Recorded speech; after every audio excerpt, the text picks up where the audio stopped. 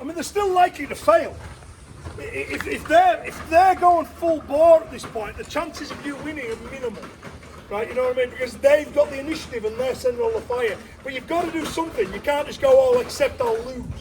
You know, so these defensive actions have got more likely to get back in the fight than trying to block out single shots. You know, I'll just default it. Once I've went in from there, the next thing the cat does is the arms apart. And the reason for that is it just tells me, where are you now?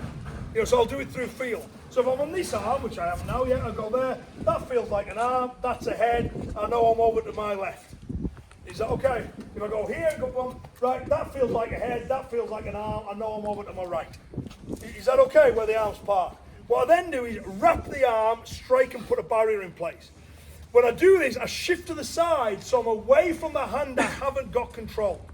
So if we do it with your back to it, if that's all right. So if he comes in with this shot, bang, I'll move from there. Right, that's an arm, that's a head, I know where I am.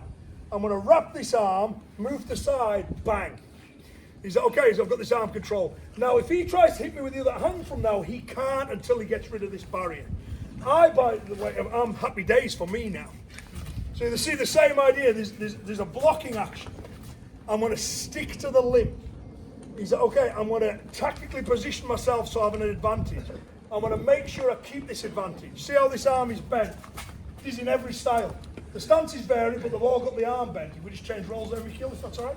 So if you can do the defence. See how he's doing it there? If I try and hit you in the head, it's not going to work. I need to get rid of this first. And it can be a pain to get rid of that. If his arm's straight, if he's done that kind of thing from there, yeah, okay, I'm under. Is that okay? So you want it the same as the category, so you've got this barrier of bone between the two of you. Everyone okay with that idea? So the category goes, right, don't get hit in the head. That's important. Remember that. Find out where he is. Now you know where you are, you will either move to your left or to your right, depending on which arm you're on. Is that okay? And you're now in a position of dominance. Everyone okay to give that a go?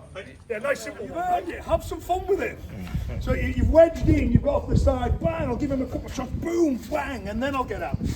Because that's what you would do, right? You wouldn't just go, whew, that was close. The cat has got you in a position where you've got a massive advantage, you exploit it. Is that okay? So once you open him up, batter him with whatever you like. Just be wary of throws near that edge. Is that okay? Yeah, well, you know, throws are just this side of the room. It'd be funny for about 2 seconds, but after that we'd all be worried, right? Is there ever okay? So do it and then just add some extra stuff on the end of it. Whatever you like doing. Like a wedge. So what happens, the way the kata works is you're in a position of a disadvantage. So it just tries to get that initial line of the wedge in, and then it drives and drives and drives. So all the while your advantage is getting bigger and bigger and bigger and bigger and bigger. Because okay, the kata and traditionally never goes, I will just stop the shot. It never happens. You know, it's always, I will stop the shot, I will stop him or reduce his ability to throw a second shot, I will put myself in a better position and I will exploit the advantage I have created. Is that okay? That's consistent across all of the old traditional drills and every move in every kata you ever see. Right? Every move in kata must, for me to be a decent bit of bunkai, it has to achieve these three criteria. It has to create an advantage, maintain that advantage, and exploit that advantage. Right? If you're not creating an advantage, you're not winning. So you need to get yourself in a position where you're winning, and then you keep winning. You have to maintain your advantage.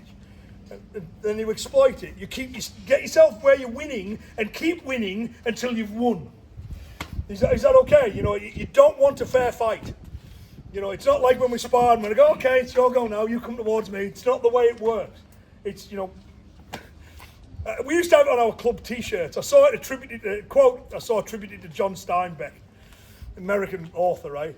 Where if you end up in a fair fight, your tactics suck. And as soon as I read that, I went, that's traditional karate summarized beautifully. I'll translate that into Japanese and I'll hang it on the dojo wall, right? But we had it on the back of our club t-shirts for years. If you end up in a fair fight, your tactics suck. Right, let's look at another simple example, and then we'll look at some ones that are a little bit more in depth. There's lots of kata start with that. You know, across all the various styles, right? So, Naihanchi, in modern Shotokan, they tend to go straight to here, but in most versions they have this up. And there's also, you know, lots of katas elsewhere that they have this default movement at the start and often at the end as well. The idea of this one is only two dragons playing, when he swings his shot, is I'm reaching towards it. I'm attacking that way. This is kind of the opposite of that, where it goes, I'm going to protect my head. Is that okay? So rather than try and stop his weapon, I'll protect the target. Equally valid. There's two schools of thought on this. One is you can lock your hands against the head. The advantage of this is it makes the hands hard to strip off. The disadvantage of that is when they hit the hands, it's going straight into your skull. Is that okay? So you still get quite a bit of brain shake. If you have the hands there, you have deceleration.